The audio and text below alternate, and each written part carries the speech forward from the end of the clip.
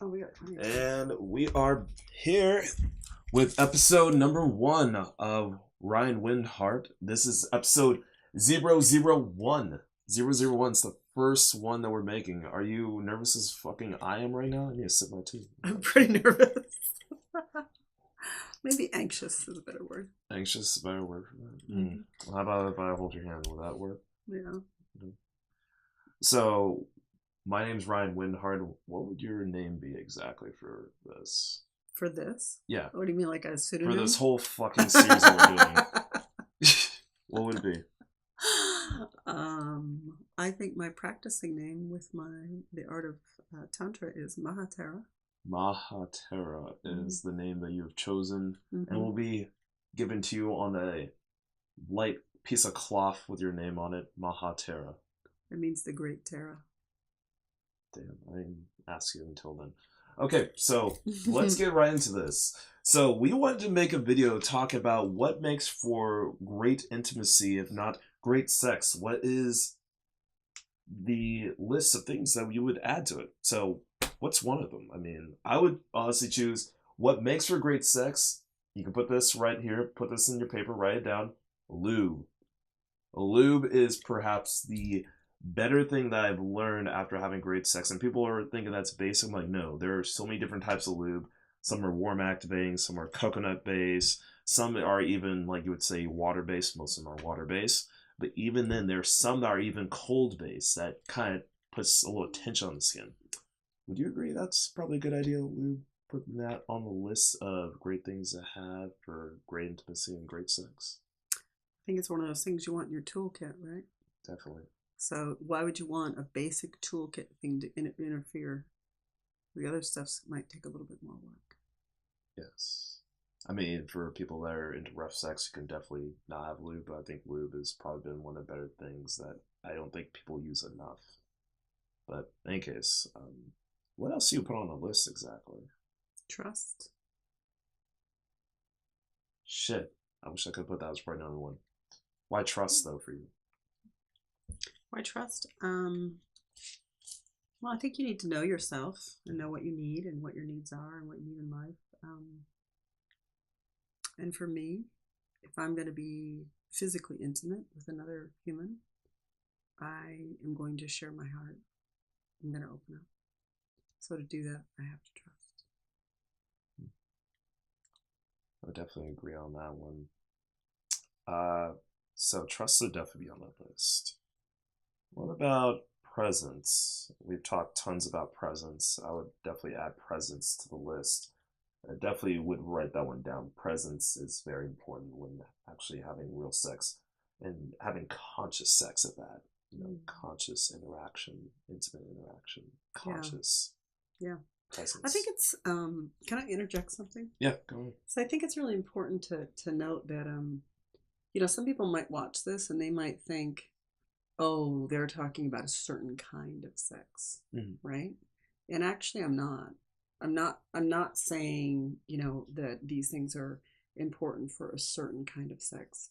I'm saying to have any kind of sex, whether it's a deep lovemaking session or a hey, let's just do some playing around and let's just be fuck buddies, whatever it is, that you need to have trust to build intimacy because you can't have that open communication with whoever your partner is or partners without those things. So I just wanted to clarify that. Oh, okay.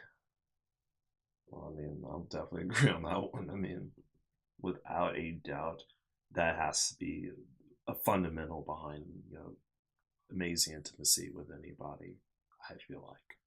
So I'll definitely agree on that one. But I would like to add another one to the list because I wrote them down. Any good note taker writes down notes like you guys should. Letting go, the need to let go. We gotta put that one up there. For me, letting go is, despite having stressors in life, you are willing to step into intimacy. You're willing to step into sex despite which Presence, right? You were sharing with me just the other day an article about how many for so many people sex is like a no-go because of stress, right? Yeah.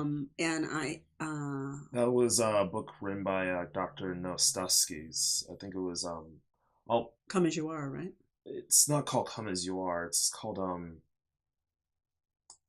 it's, I guess, yeah, it could be Come As You Are, actually. Yeah, I think it's Come Come As As You You Are. Are. Yeah. Yeah. And I'll and put that at the bottom link, by but the way. I think one important thing to think about is, we all have we're living life. We Mm, have things that happen with ourselves every single day. mm, You have a bad day, you have a good day, you have a little car accident. I mean, mm, just 1,000 things, right?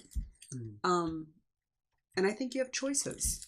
And if you're making the choice to be present with yourself and share that with your partner, um, letting go can mean I'm going to take the next 20 minutes or hour or whatever it is, 2 hours, mm, and I'm going to not think about the bills I need to pay because I'm going to be with myself and my partner, right?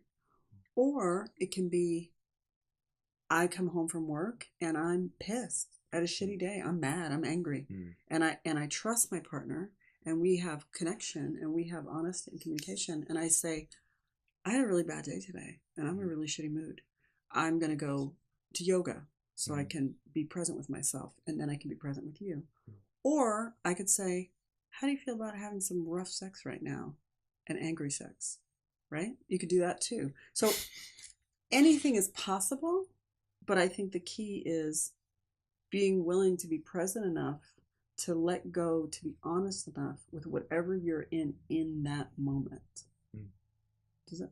Yes, absolutely. Honesty develops that trust, and also that is a good relay to our last one that I'll put on the list. Actually, I wrote down here. It was actually learning to give and receive, learning both of those aspects and kind of mastering those, or at least try to get close to It's mastering totally those. part of it, isn't it? Right? Yeah, Like today I feel like receiving. mm-hmm, I've had a rough day. mm-hmm, Can you just give to me? And yes, if your partner's there, that's great. They might not always be, but if you take turns, mm-hmm, right?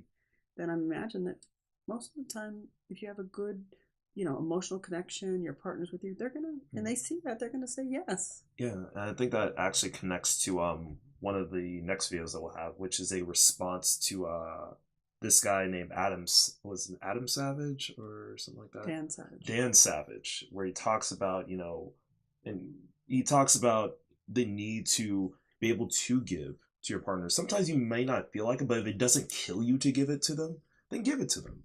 Be that giver. It goes both ways, right? Yeah, it goes both ways, and When you'll I when probably. I'm when I'm in a place that I can give, you know, Mm, right? yeah, Because there are gonna be times when I can't. yeah, and there will be reasons, and Vice versa.